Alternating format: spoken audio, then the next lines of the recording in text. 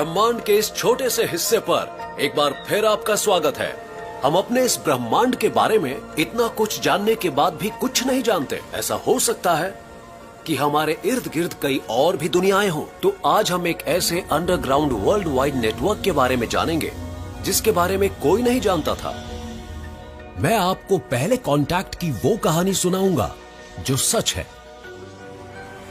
हम मिलेंगे इस दुनिया के कुछ सबसे साहसी लोगों से, साथ ही कदम रखेंगे अपने उस भविष्य में जो सच में हो सकता है, और हो सकता है कि हमें अपने दूर के वंशजों के घर मिल जाएं उन सितारों में।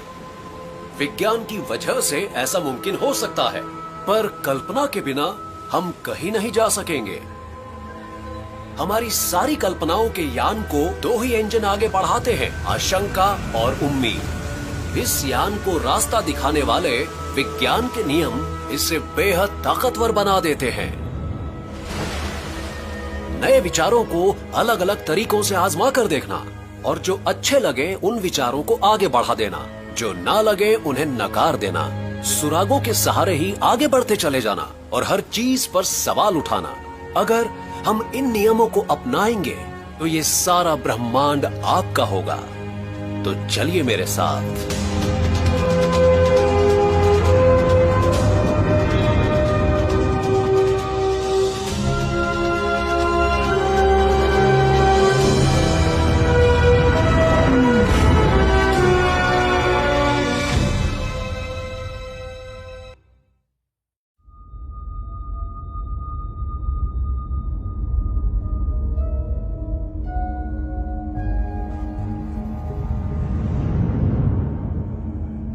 हमारी कल्पना का यान हमें अंतरिक्ष और समय कहीं भी ले जा सकता है। यह ब्रह्मांड हमारी सामने वाली खिड़की के बाहर है। अगर आपको अतीत में झांकना है तो नीचे देखिए।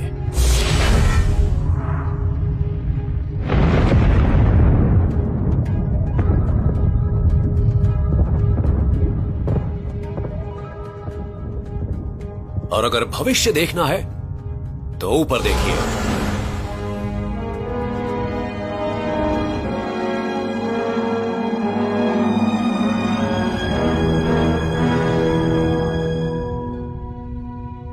और इस सफर में हम जाएंगे एक बहुत दूर की आकाशगंगा तक। साथ ही हम ये जानेंगे कि हमें ब्रह्मांड के अंदर इतनी दिलचस्पी कैसे होने लगी। वहां वो रहा नासा का वॉयेजर 1, वो जो 1977 में लॉन्च हुआ, इंसान के हाथों बनी सबसे दूर तक जाने वाली चीज। पिछली मुलाकात के बाद से वो और दूर गया है और उसने तय कर लिए हैं तकरीबन 2.5 लाख करोड़ किलोमीटर। और वॉयेजर हमारी आकाशगंगा के दूसरे हिस्सों में पहुंच रहा है, पर हमारी मंजिल है उससे भी बहुत आगे। ब्रह्मांड का महासागर बना है स्पेस और टाइम से, और स्पेस के बारे में जानने के लिए टाइम का सफर तय करना पड़ेगा।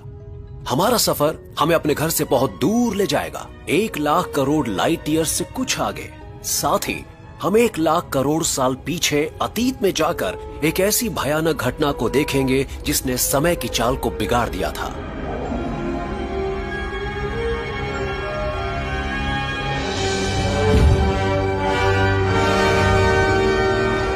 अब हम अपनी मंजिल के पास पहुंच रहे हैं, और इसी के लिए तो हम यहां पर आए थे।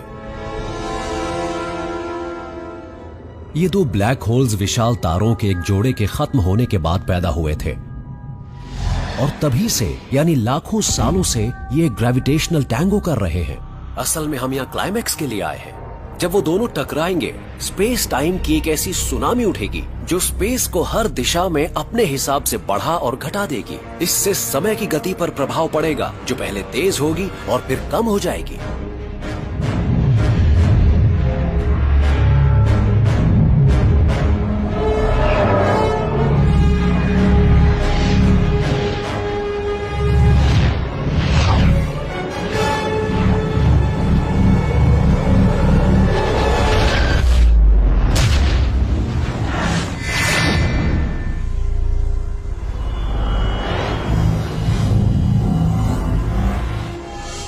इससे समय की गति कम हो जाएगी। स्पेस टाइम की एक ऐसी सुनामी उठेगी जो स्पेस को हर दिशा में घटा और बढ़ा देगी, लगभग 1 अरब लाइट ईयर्स से कुछ आगे।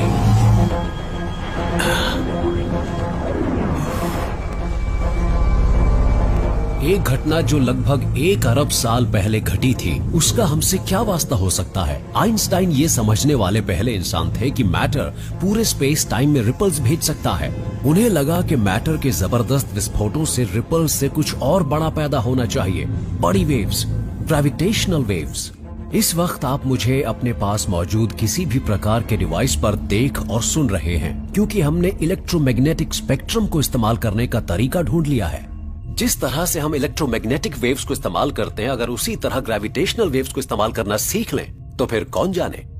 वो वैज्ञानिक जो इलेक्ट्रिसिटी के साथ प्रयोग किया करते थे 19वीं सदी में, उन्होंने कब सोचा होगा कि एक दिन हमारी दुनिया ऐसी होगी।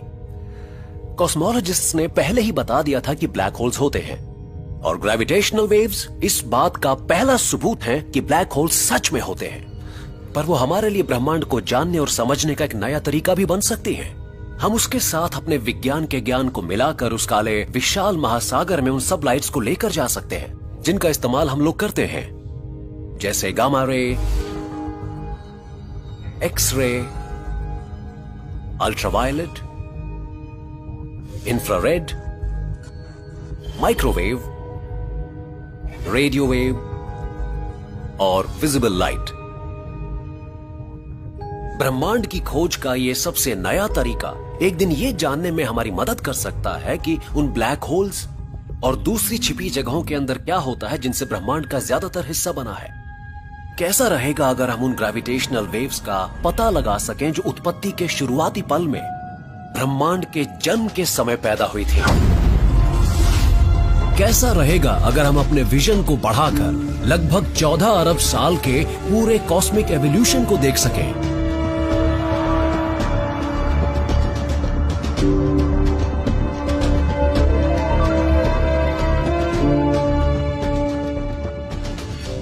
तो आखिर इंसान इतने समझदार कैसे हो गए? हम अपनी प्रजाति के विकास के बारे में तो थोड़ा बहुत जानते हैं, पर इंसानों का ये दिमाग इस तरह विकसित कैसे हुआ? वो सीढ़ी लगाकर सितारों तक पहुंचने का पागलपन से भरा ख्याल आया कहां से? हम इंसान ब्रह्मांड की खोज करने में आखिर इतनी दिलचस्पी क्यों लेने लगे थे? इसका जवाब हमें वहां मिलेगा। हमारे लिए कॉस्मिक कैलेंडर समय की विशालता को समझने का एक जरिया है। हमने ब्रह्मांड के शुरू होने से लेकर इस पल तक के पूरे समय को लिया और उसे कंप्रेस करके 1 साल के कैलेंडर में डाल दिया। इस स्केल पर हर महीना लगभग 1 अरब साल से कुछ ज्यादा को दर्शाता है। हर दिन का मतलब लगभग 4 करोड़ साल है। हमारी अपनी कहानी हमारी इस छोटी सी दुनिया की सभी दूसरी जिंदगियों के साथ शुरू होती है। इस पृथ्वी पर सांस लेने वाली हर चीज का ओरिजिन एक है। ये 15 सितंबर को तकरीबन 4 अरब साल पहले गहरे महासागर के अंधकार में हुआ था। इस छोटे से एक कोशिका वाले जीव के अंदर एक तरह का केमिकल लैडर था। वो था DNA double helix, star stuff, oxygen, carbon, nitrogen, दूर स्थित तारों पर तैयार हुए एलिमेंट्स जिन्हें बिग बैंग से निकली हाइड्रोजन का साथ मिला, जिससे उन्हें इस छोटे संसार में अपना वजूद पाने में कामयाबी मिली। कुछ बेतरतीब बदलावों से, जीन्स में आए म्यूटेशन से कुछ जीव जिंदा रहने में ज्यादा कामयाब रहे, जिसे हम एवोल्यूशन बाय नेचुरल सिलेक्शन कहते हैं। ये लैडर लंबा होता चला गया, फिर इसमें और कड़ियां जुड़ती चली गईं। और फिर उन पौधों और जानवरों को विकसित होने में लगभग 3 अरब साल और लगे, जिन्हें आप अपनी नंगी आंखों से देख सकते हैं।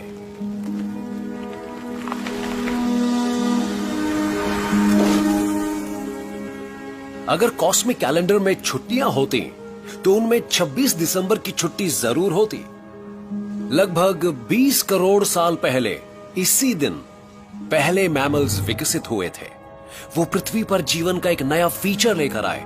वो था नियोकॉर्टेक्स। ट्रायासिक के जमाने में उसका जिंदा बचना आसान नहीं था, पर मैमल्स को डराने वाली डायनासोर्स की प्रजाति लुप्त हो चुकी थी। वो इस तरह के छोटे जीवों के अंदर के नियोकॉर्टेक्स का विकास ही था जिसने इनके वंशजों को पूरे ग्रह पर छा जाने के लायक बनाया। मैमल्स कुछ और लेकर आए जो नया था। वो अपने बच्चों को दूध पिलाते थे, उनका ख्याल रखते थे और उनमें प्यार था।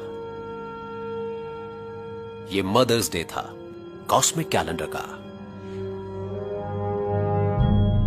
एवोल्यूशन बाय नेचुरल सिलेक्शन का मतलब जो भी जीव खुद को वातावरण के अनुसार ज्यादा अच्छी तरह से ढाल सकेंगे वो बच्चे पैदा करने और बचने में ज्यादा सक्षम हो जाएंगे। इस चुनाव में समझदारी की बहुत अहम भूमिका हो जाती है। एक घटना से जिसमें सिर्फ 13 एटम शामिल थे, इस ग्रह की किस्मत बदल गई थी। 13 एटम कितने छोटे होते हैं? नमक के एक कण से कई हजार गुना छोटे होते हैं। हमारे सिर्फ एक पूर्वज के डीएनए में किसी तरह से एक म्यूटेशन हुई। हमारी गरिमा और गौरव और हमारा ज्ञान और सारी उपलब्धियां, उन सब का कारण हो सकता है ये एक अकेले जीन का एक बेस पेयर। सिर्फ एक कड़ी ने नियोकॉर्टेक्स को प्रोग्राम किया कि वो और बढ़े और ज्यादा फोल्ड हो सके।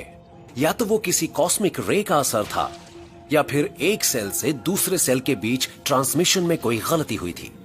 खैर वो जो भी था, उससे हमारी प्रजाति में एक ऐसा बदलाव आया जिसका असर पृथ्वी की सभी दूसरी प्रजातियों पर पड़ा। ये हमारे कॉस्मिक कैलेंडर पर न्यू ईयर्स ईव के मौके पर हुआ।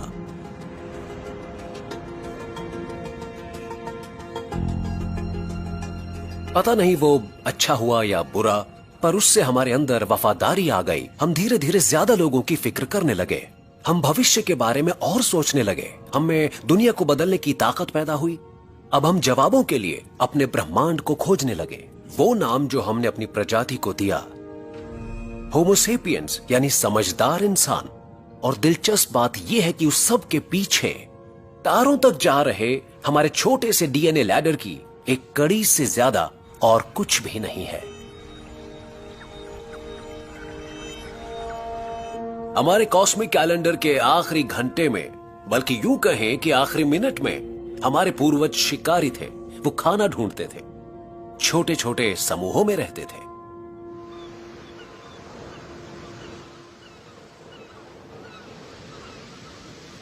जानते हैं, जब लोग इस तरह की बातें कहते हैं कि ये तो इंसान की फितरत है, तो मुझे बहुत अजीब लगता है।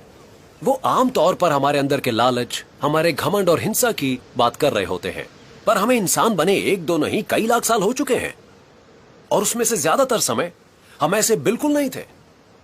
हमें यह कैसे पता? उन अन्वेषकों और मानव विज्ञानियों के लेखों से पता चला जिन्होंने 400 सालों तक जीती जागती हंटर गैदरर सोसाइटीज का अध्ययन किया। बेशक एक्सेप्शंस हमेशा होते हैं, खास तौर पर मुश्किल समय के दौरान, पर इंसानों की जो बड़ी तस्वीरें सामने आई हैं, उससे ये साफ पता चलता है कि वो एक दूसरे के और पर्यावरण के साथ ज्यादा प्रेम से रहते थे। जो कुछ हमारे पास होता था हम उसे बांटते थे, क्योंकि हमें पता होता था कि हम ग्रुप के बिना नहीं रह पाएंगे। हम सिर्फ अपनी जरूरत की चीजें इकट्ठा करते थे, क्योंकि जीवन को सिर्फ एक जगह रहकर नहीं बिताया जाता था। हम अपने पुराने जंगली पूर्वजों से अलग थे, जो ताकत दिखाकर छीनने में यकीन रखते थे।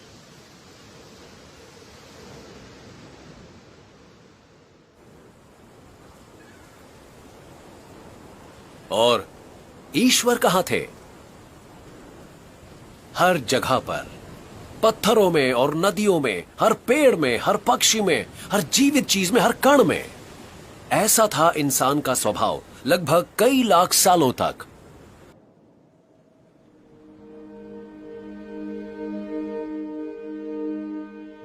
आधी रात से 25 कॉस्मिक सेकंड्स पहले, यही कोई 10 से 12,000 साल पहले, इंसान ने एक बहुत बड़ी ताकत की खोज की थी। खाने की खोज में भटकने की जगह हमने उसे जमीन में उगाना सीख लिया।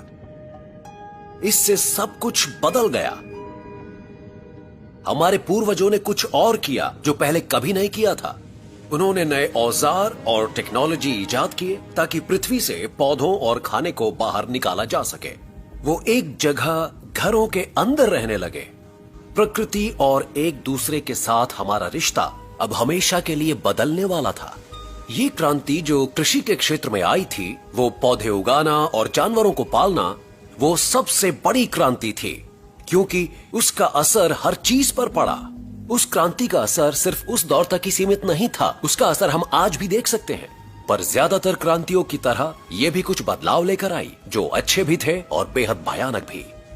दुनिया में एक नया कॉन्सेप्ट आ चुका था, घर।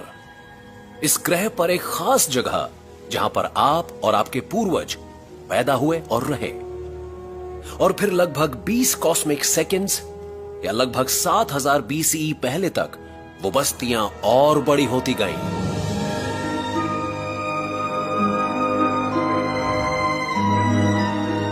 शैटाहोइक में आपका स्वागत है।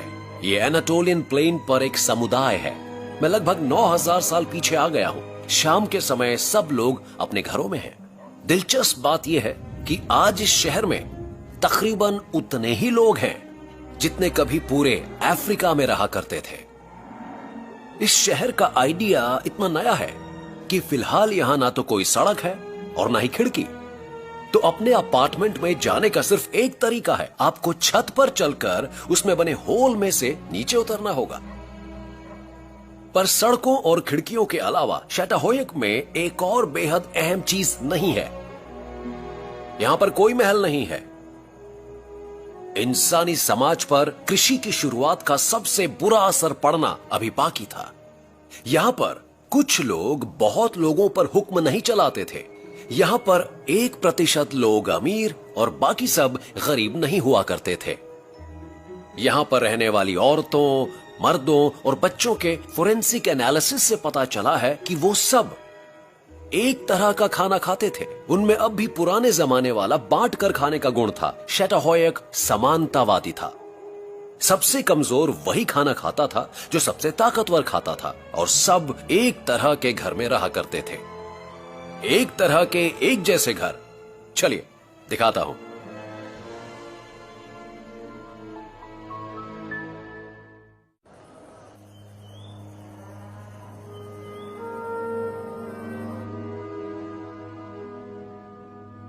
ये सबसे शुरू के शहरों में से एक का एक टिपिकल अपार्टमेंट है। ये शैटाहोइक है जो अब टर्की में है, और 9000 साल पहले ऐसा ही दिखता था।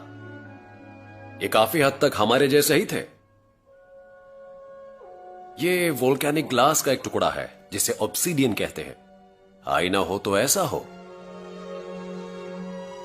काश हमें कोई तरीका मिल जाता जो यहां होने वाली सब चीजों को रिफ्लेक्ट कर पाता।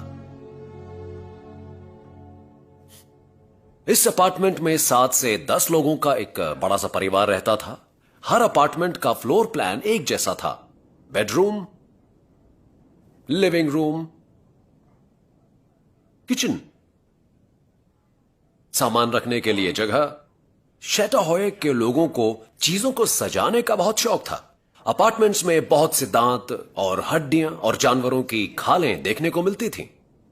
ओकर, जिसे हमारे पूर्वजों ने लगभग 1 लाख साल पहले अफ्रीका में ढूंढा था, वो अब शैटाहोइक के इंटीरियर डेकोरेटर्स की पहली पसंद बन चुका था। पर लाल ओकर का भी एक और चीज के लिए इस्तेमाल होने वाला था। उन्होंने इससे एक बिल्कुल नई आर्ट फॉर्म को तैयार किया, नक्शा। इंसान ने पहली बार एक 2 डायमेंशनल रिप्रेजेंटेशन के जरिए यह बताने की कोशिश की कि स्पेस और टाइम में वो कहां है। तो मेरा घर यहां पर है। इस ज्वालामुखी के हिसाब से और कुछ लकीरों की मदद से इस कलाकार ने 9000 साल पुराना संदेश भेजा है। मैं यहां पर था जब यह ज्वालामुखी फटा था।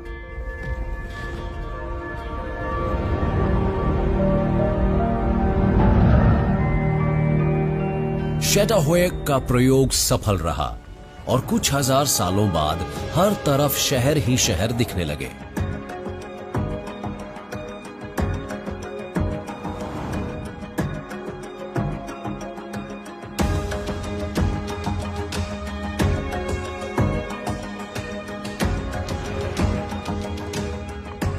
जब अलग अलग तरह के लोग एक जगह पर इकट्ठा होते हैं तो विचारों का आदान प्रदान होता है और नई संभावनाएं सामने आती हैं। एक शहर एक दिमाग की तरह होता है जिसमें नए विचार उभरते और निखरते रहते हैं। यहां एम्स्टरडैम शहर में 17वीं शताब्दी में पुरानी और नई दुनियाओं के नागरिक इस तरह घुले मिले कि नए विचारों का एक सैलाब सा आ गया। इस वजह से विज्ञान और कला का एक सुनहरा युग शुरू हुआ। इटली में जियोर्डानो ब्रूनो ने ऐलान किया कि कुछ और दुनियाएं भी हैं। उसके लिए उन्हें बहुत सी यातनाएं दी गई। पर सिर्फ 50 साल बाद हॉलैंड में एस्ट्रोनॉमर क्रिश्चियन हॉयगिंस, जिन्होंने बिल्कुल वही बात कही, उन्हें बहुत इज्जत बख्शी गई। उस जमाने में लाइट की बहुत अहमियत थी। लाइट ने इंसान की सोच को नए पंख दिए। लाइट उन जगहों को सामने ले आई जो अब तक छिपी हुई थीं। लाइट को उस वक्त की पेंटिंग्स में भी देखा जा सकता है, खास तौर पर वर्मियर की पेंटिंग्स में। और लाइट में वैज्ञानिकों ने खास दिलचस्पी दिखाई। कपड़े के व्यापारियों की कई पीढ़ियों ने स्टिच्ड फैब्रिक्स के थ्रेड काउंट की जांच करने के लिए एक लेंस इस्तेमाल किया था। उस वक्त के एम्स्टरडैम में ऐसे 3 आदमी थे जो लाइट से इतने प्रभावित थे कि वो एक पुराने डिवाइस को बिल्कुल नए तरीके से इस्तेमाल करने लगे। उन्होंने कपड़े के व्यापारियों के लेंस से उन चीजों को देखा जिनको पास से देखने के बारे में पहले किसी ने नहीं सोचा था। ये बात नई दुनियाओं को ढूंढने और समझने की एक खिड़की बन गई। एंटनी वॉन लीवनहुक एक सिंगल लेंस से एक बूंद पानी में मौजूद हजारों माइक्रोकॉस्म को सामने लाए।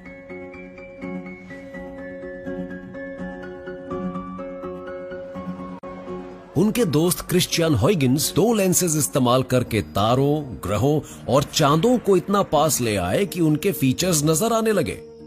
हॉयगिंस ये देखने वाले पहले इंसान थे कि सैटर्न के रिंग्स उससे दूर होते हैं और वो असल में क्या होते हैं। साथ ही उन्होंने सैटर्न के सबसे बड़े चांद टाइटन को भी ढूंढा। ब्रूनो की तरह हॉयगिंस का भी ये मानना था कि तारे दूसरे सूरज होते हैं और उनके इर्द गिर्द ग्रहों और चांदों के उनके अपने सिस्टम्स चक्कर लगाते हैं। पर पवित्र किताबों में उन दूसरी दुनियाओं और उन पर रहने वाले जीवों का कोई जिक्र क्यों नहीं था? बेशक इस विरुद्धता से एनलाइटनमेंट के लीडर्स के दिलों और दिमागों में बहुत बेचैनी पैदा हुई होगी, पर सिर्फ एक इंसान था जिसने आवाज उठाने की हिम्मत दिखाई। वो रोशनी का एक और जादूगर था। बारूख स्पिनोजा अपनी किशोरावस्था में एम्स्टरडैम की यहूदी धार्मिक सभा के एक सदस्य रहे थे, पर 20-22 साल की उम्र में उन्होंने सरेआम ईश्वर के बारे में अपने विचार रखने शुरू कर दिए। स्पिनोजा के ईश्वर ब्रह्मांड के फिजिकल लॉज थे और उनकी पवित्र किताब थी प्रकृति की किताब। एम्स्टरडैम के यहूदी स्पेन और पोर्चुगल में हुई क्रूर अदालती पूछताछ के कारण बने शरणार्थी थे। उन्हें वहां यातनाएं दी जाती थी और कत्ल किया जाता था। एम्स्टरडैम ने यहूदियों को शरण दी थी, पर उन्हें स्पिनोजा के उग्र विचार हॉलैंड में मुश्किल से हासिल हुई सुरक्षा के लिए खतरा लगते होंगे। उन्होंने उस युवा विद्रोही का बहिष्कार किया और उन्हें हमेशा के लिए शहर से बाहर निकालने का फैसला सुनाया। स्पिनोजा ने बिना माफी मांगे उस सजा को बहुत गरिमा के साथ स्वीकार किया। वो पास के हेग में रहने लगा। वहां उन्होंने एक कदम और आगे जाते हुए ये लिखा कि बाइबल को ईश्वर ने नहीं लिखवाया है, बल्कि इंसान ने लिखा है। स्पिनोजा ने लिखा, ईश्वर को चमत्कारों में मत ढूंढो। चमत्कार प्रकृति के कानूनों का उल्लंघन होते हैं। ईश्वर को पाने का सबसे अच्छा तरीका उन कानूनों का अध्ययन है। उससे पहले किसी ने ऐसी बातें खुलेआम नहीं कही थीं। स्पिनोजा जानते थे कि चाहे हॉलैंड ही क्यों ना हो, वो आजाद विचारों की हदें पार कर रहे हैं। तो स्पिनोजा के मुताबिक किसी पर भी किसी धर्म को जबरदस्ती थोपना उसके साथ अन्याय है।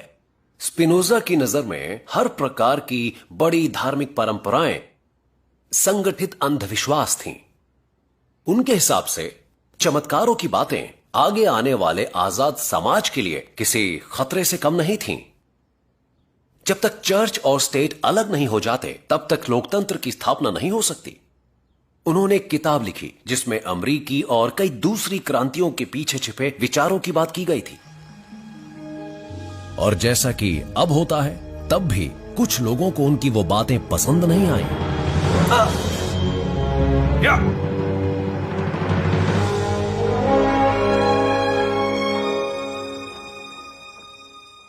स्पिनोजा ने ईश्वर से जुड़े अपने विचारों के बारे में लिखना और बोलना जारी रखा और वो बैज ऑफ ऑनर के तौर पर हमेशा एक स्लैश्ड केप पहनते थे। उनकी मृत्यु 44 साल की उम्र में हो गई। शायद कई साल तक उस धूल में सांस लेने की वजह से जो माइक्रोस्कोप्स और टेलीस्कोप्स के लिए लेंसेज को ग्राइंड करते समय उठती थी। 250 साल बाद रोशनी के एक और दीवाने शख्स ने उस साधारण से कमरे में कदम रखा जिसे स्पिनोजा की बेहद असरदार फिलॉसफी का साक्षी मानकर संजो कर रखा गया था। नया लॉ ऑफ नेचर ढूंढने के लिए दुनिया भर में मशहूर इस इंसान से अक्सर पूछा जाता था, आप ईश्वर में यकीन रखते हैं? एल्बर्ट आइंस्टाइन ने जवाब दिया, मैं स्पिनोजा के ईश्वर में यकीन रखता हूं, जो वजूद में आई हर चीज की समरसता में दिखाई देता है। प्रकृति के कानूनों की हमारी समझ अब उससे कहीं आगे निकल चुकी है, जितना कि स्पिनोजा या यहां तक कि आइंस्टाइन भी कभी सोच सकते थे। पर प्रकृति का एक कानून है जो हमें समझ में नहीं आ रहा है। प्रकृति की किताब में दो प्राचीन साम्राज्यों के बीच हुई संधि की एक कहानी है, वो संधि जो आगे चलकर टूटने वाली थी।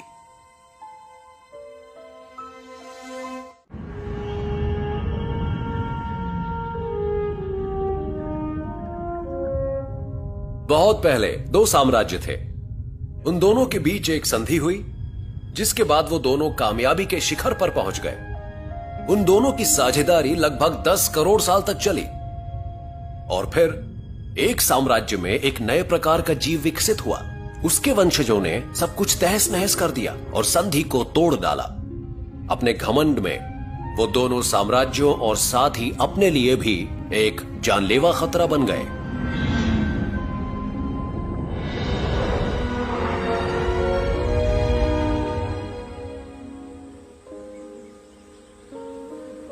ये कहानी सच्ची है। ये पृथ्वी पर जीवन के आधा दर्जन राज्यों में से दो की कहानी है, पौधों और जानवरों के साम्राज्य। हरियाली बनाए रखना आसान नहीं होता। फिजिकल कांटेक्ट बहुत मुश्किल हो जाता है जब आप एक ही जगह पर फंसे हो। कोई डेटिंग नहीं हो पाती। बस एक जगह बैठकर अपने बीजों को हवा में उड़ाते रहना। आपको बस हवा का इंतजार रहता है हमेशा। अगर आपकी किस्मत अच्छी हुई तो आपके कुछ पोलन्स को एक दूसरे प्लांट के सेक्सुअल रिप्रोडक्टिव पार्ट पर पहुंचा दिया जाएगा। पौधे लगभग 10 करोड़ सालों तक ये हिट और मिस का खेल खेलते रहे, जब तक कि कुछ कीड़े विकसित होकर क्यूपिड की भूमिका निभाने लगे। उसके बाद जो हुआ उसे जीवन के इतिहास की सबसे बड़ी को एवोल्यूशन मैरिजेस कहना गलत नहीं होगा। एक कीड़ा एक फूल पर एक प्रोटीन रिच पोलन के डिनर के लिए जाता है। जाहिर है उनमें से कुछ पोलन उस कीड़े के शरीर पर चिपक जाते हैं। फिर वो कीड़ा उन बचे हुए पोलन के साथ किसी दूसरे फूल पर बैठ जाता है। वो पोलन उस फूल को फर्टिलाइज करते हैं और वो रिप्रोड्यूस होता है। वो कीड़ों और फूलों दोनों के लिए ही फायदे का सौदा था, जिससे कई तरह के जबरदस्त बदलाव हमारे सामने आए। एक नया पौधा पैदा हुआ जिसमें पोलन के साथ मीठा पराग भी था। अब कीड़े सिर्फ खाना खाने ही नहीं आया करते थे, बल्कि उनके लिए डिजर्ट भी मौजूद था। कीड़े और मोटे होने लगे, उनके शरीर पर और ज्यादा बाल उगने लगे और यहां तक कि उनकी टांगों पर पाउच बन गए, ताकि वो रोज के फेरों में फूलों से ज्यादा पोलन्स ले सकें। अब वहां मधुमक्खियां थीं और ये एनिमल किंगडम की एक और प्रजाति के लिए अच्छी खबर थी, और वो प्रजाति थी हम इंसान। हम मधुमक्खियों और उनके साथी पॉलिनेटर्स के कर्जदार हैं, क्योंकि वो हमारे जिंदा रहने के लिए जरूरी हैं।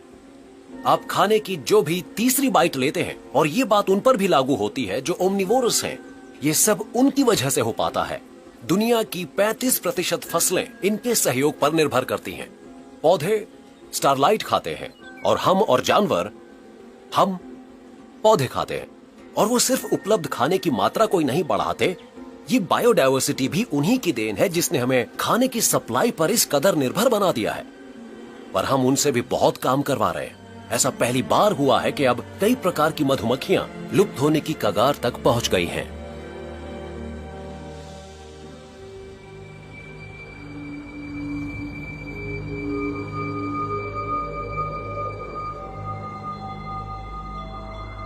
आप समझ ही गए होंगे कि हम लोग कहां जा रहे हैं।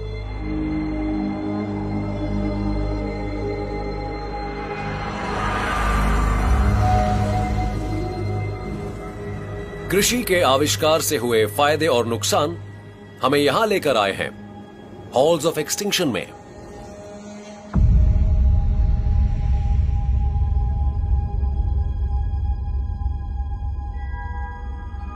एक स्मारक जिसे पृथ्वी के इतिहास की उन घटनाओं की याद में बनाया गया है जिनमें अनगिनत जाने गई हैं। ये जीवन के पेड़ से टूटी हुई टहनियों की निशानी है। जीवन के इतिहास में 5 बार ऐसी खतरनाक और भयानक प्रलय आई है कि ऐसा लगा सब कुछ खत्म हो जाएगा, पर छठी कुछ बिल्कुल ही अलग है। जब पिछली बार हम यहां पर साथ थे तब इस हॉलवे का कोई नाम नहीं था। क्यों? क्योंकि उस समय वैज्ञानिकों में यह सहमति नहीं बन पा रही थी। उस समय हम लोग एक प्रलय के बीचों बीच थे। अब स्थिति बदल गई है। अब इस हॉलवे का एक नाम है, यह हमारा है, द एंथ्रोपोसीन। ग्रीक भाषा में एंथ्रोपो का मतलब इंसान होता है और सीन का मतलब हाल ही में।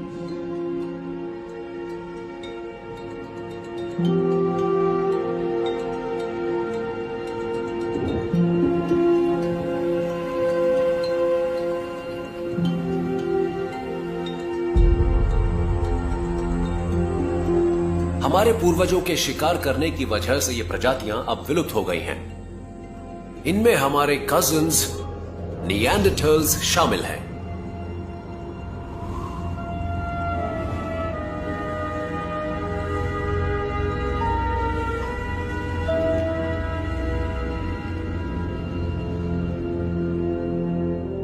आखिर हमारी प्रजाति ऐसी क्यों है कि हम जहां पर भी जाते हैं अपने साथ मौत ले जाते हैं? यहां से आगे भविष्य है। अभी भी देर नहीं हुई है। हम इस कॉरिडोर को और लंबा होने से रोक सकते हैं। नाकामी पर नतीजा जानते ही हैं।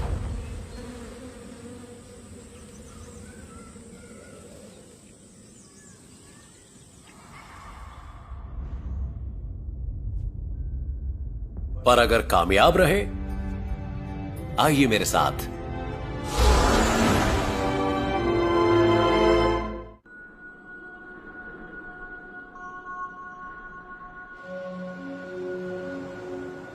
भविष्य में सिर्फ कुछ दशकों के बाद प्रोजेक्ट स्टारशॉट, जिसमें हजारों स्पेसक्राफ्ट का एक झुंड पृथ्वी से निकलेगा।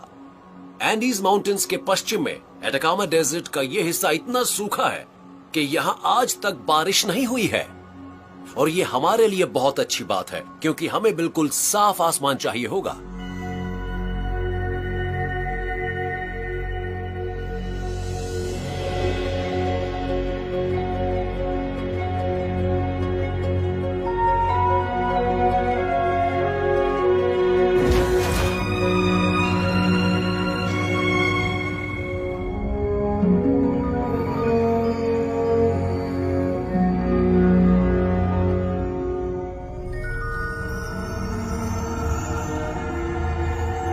जब पहली बार जीवन पानी से निकलकर जमीन पर आया तो उसे किसी ने नहीं देखा। जब पक्षी पहली बार आसमान में उड़े थे तो उसे रिपोर्ट करने वाला कोई नहीं था। पर इस बड़े कदम का हर तरीके से और बहुत अच्छा रिकॉर्ड रखा जाएगा। पूरी दुनिया देख रही है। आखिर हम पहली बार अपने क्राफ्ट्स को सीधे दूसरे सूरज के ग्रहों पर भेज रहे हैं। Alpha century system. ये वो शिप्स हैं जो हमारी सेंसेस को वहां ले जाएंगी। ये वो इंटरस्टेलर सेलिंग शिप्स हैं जिन्हें लाइट चलाती है। इनके हल्स का वजन 1 ग्राम से कम है और एक मटर जितने बड़े हैं, पर फिर भी इनमें वो सब कुछ बल्कि उससे भी ज्यादा है जो नासा के वॉयेजर्स में था।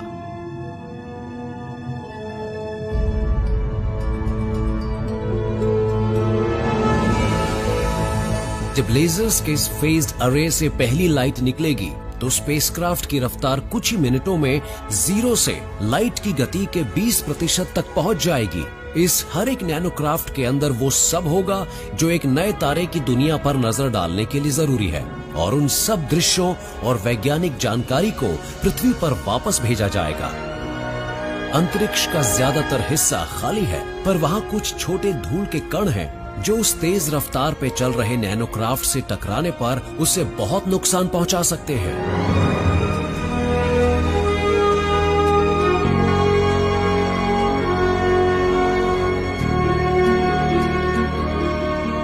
ये उन वजहों में से एक है कि हमें ये बहुत सारे भेजने पड़ रहे हैं। वॉयेजर 1 61,000 किलोमीटर प्रति घंटा की गति से चल रहा है। उसे यहां से निकले 40 साल से ज्यादा हो चुके हैं। इन नैनोक्राफ्ट्स को उससे आगे निकलने में सिर्फ 4 दिन लगेंगे। ये काफी तेज है, पर फिर भी लाइट की गति का 20% ही है। प्रॉक्सिमा सेंचुरी 4 लाइट ईयर्स की दूरी पर है, तो ये 20 साल का वन वे ट्रिप है। लेकिन क्या आप जानते हैं, प्रॉक्सिमा सेंचुरी में एक दुनिया ऐसी भी है जिसमें जीवन हो सकता है।